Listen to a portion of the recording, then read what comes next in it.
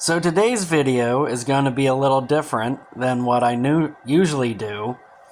That's because today, February 20th, is my 2-year mark.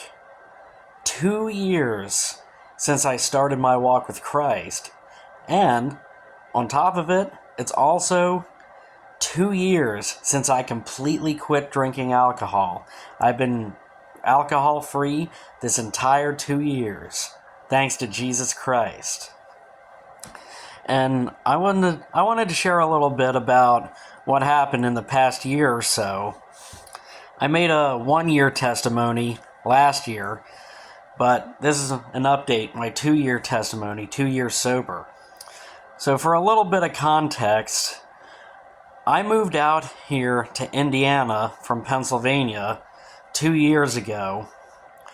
Looking back on it now, I think God had his eyes on me before then. Well, he had to have.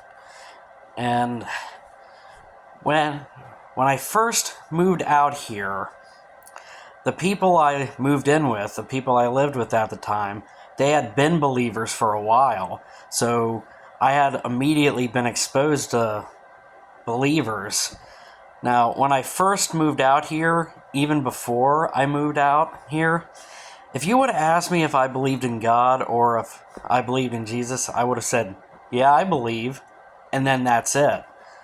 Looking back on it, I think there was a part of me that wanted to believe, but my faith at the time may as well have been non-existent.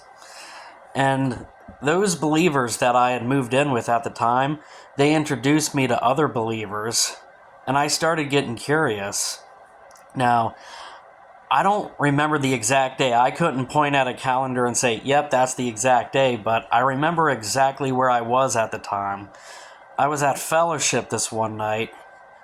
I don't know what brought this on, but I remember I was standing there at the dining room table, and I just stopped for some reason, and I started looking around at everybody.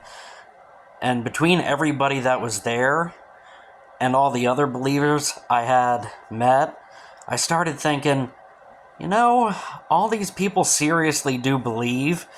Maybe there really is something to this Jesus thing. Because my thought process at the time when I first moved out here was, well, I'm here. I guess I'll give this Jesus thing a try. Until that particular moment, looking back on it now, I think it was that specific moment when I started taking my walk with Christ seriously. And by the time before the first year, my first 1 year in to my walk with Christ and being sober, I had already gotten my own place. And that was a great thing. And so anyway, as for my second year, I actually had to go through a season of isolation for a while. It actually started a little before my 1-year mark, a little before I moved to my own place. One tough lesson that I had to learn was that some people really don't care about your problems. Some people really only want to be in your life when things are going well for you. Some people will end up telling you straight up that they don't care about your problems. Some people, once things start going bad for you, they'll just end up ghosting you. Some people say they care, and their actions prove otherwise. So I had to go through a season of isolation. God called me to do that, and he used that to really work on my character. During that season of isolation, God revealed to me that I was still holding on to a lot of anger and resentment and unforgiveness for some of my experiences in the past. And the thing is, God calls us to forgive others as he forgives us. See, if we ask God to forgive us and then turn around and refuse to forgive other people for the things they did to us, that'd make us hypocrites. may be a tough thing to do, but it's absolutely necessary. And another thing I learned is that I really don't like some of the things that I used to like. Now, for example, I don't like some of the same music that I used to totally jam out to before I started my walk with Christ. Every once in a while, a song I used to listen to will come to mind. I'll look it up, and as I'm listening to it, I'm just sitting there thinking, I used to listen to this garbage? So, God will change your heart. Whether you realize it or not, God will renew your heart. He will give you a renewed mind as well.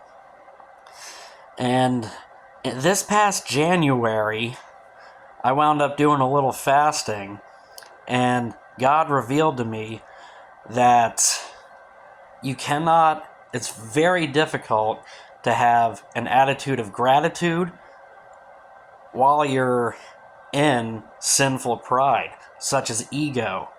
Ego is a form of sinful pride. And if you can learn to just take your ego and throw it in the trash where it belongs, that makes it so much easier to have an attitude of gratitude. And when you have an attitude of gratitude, God knows that. God notices that. He sees that.